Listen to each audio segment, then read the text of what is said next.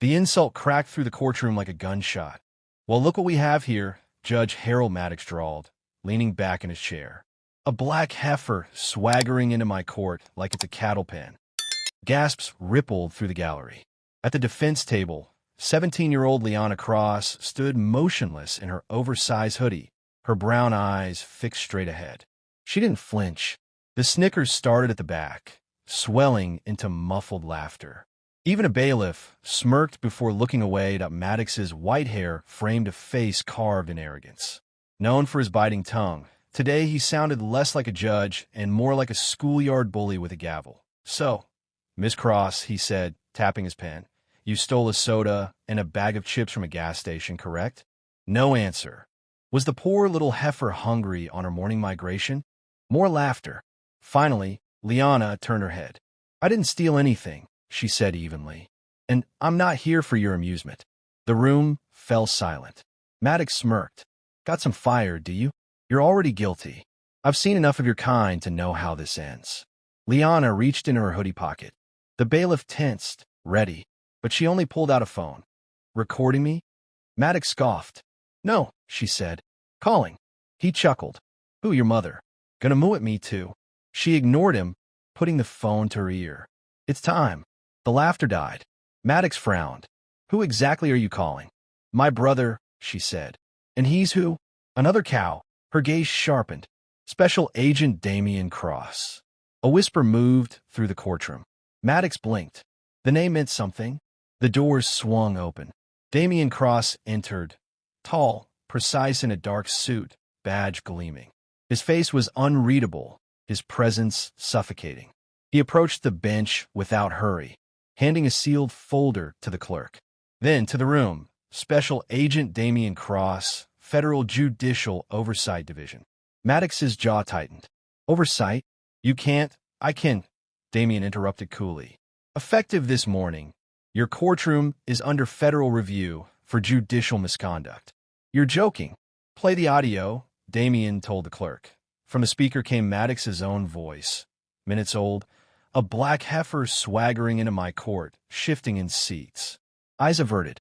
The air grew heavier. "That," Damien said, "is not wit. It's targeted racial degradation. A repeat offense. I have 3 more recordings. And 27 overturned rulings, all showing you gave harsher sentences to young black defendants." Maddox's color drained. You were warned a year ago," Damien cut in. "You didn't listen." He gestured to Liana. "You just mocked the wrong girl." 2 federal agents entered quietly, cuffs ready. Maddox slammed his gavel. "Outrageous. You think you can embarrass a sitting judge?" Damien stepped closer. "I'm not here to embarrass you. I'm here to expose you." He pulled another file. Case number 4412. Marcus Hale, age 16, first offense, shoplifting candy. 6 months juvenile detention.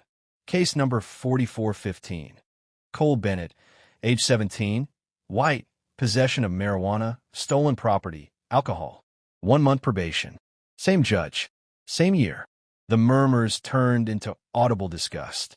Liana saw it, people finally connecting the dots. Damien clicked the remote, and the court screen lit with grainy footage.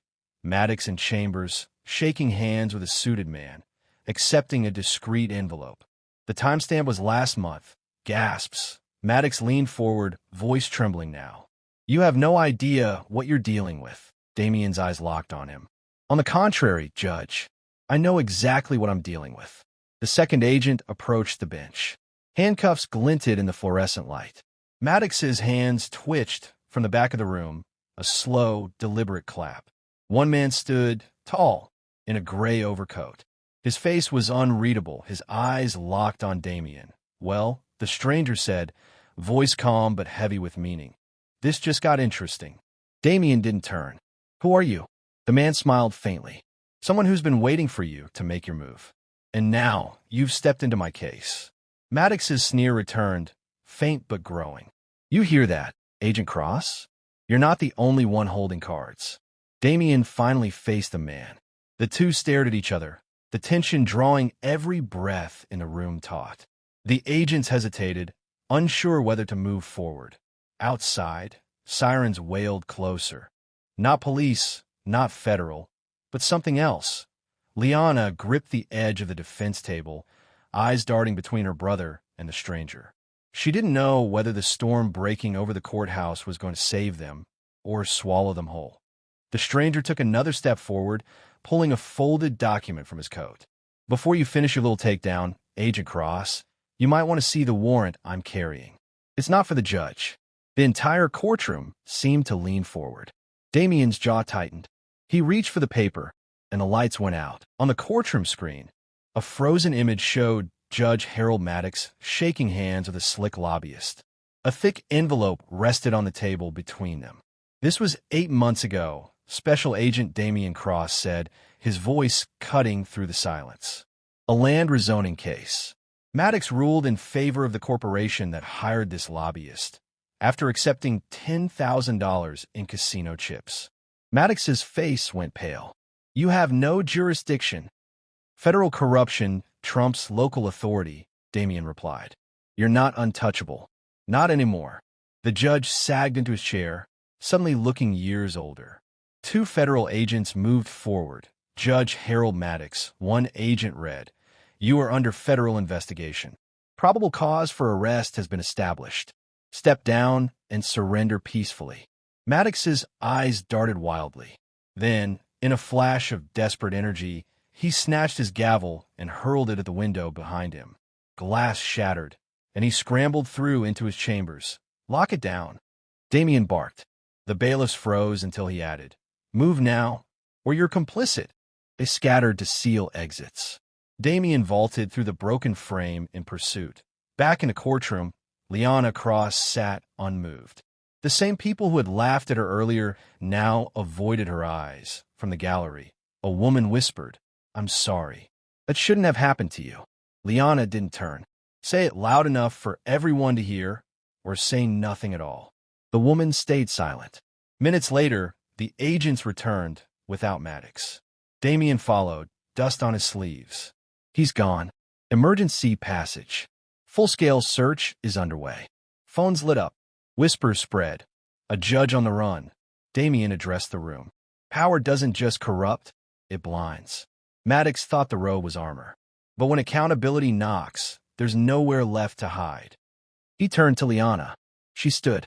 "What now?" "Now," Damien said. "We shine a light on all of it. He's not the only one. And you're not just a teenage girl anymore. You're the line." Her voice wavered. "I didn't want to be a symbol.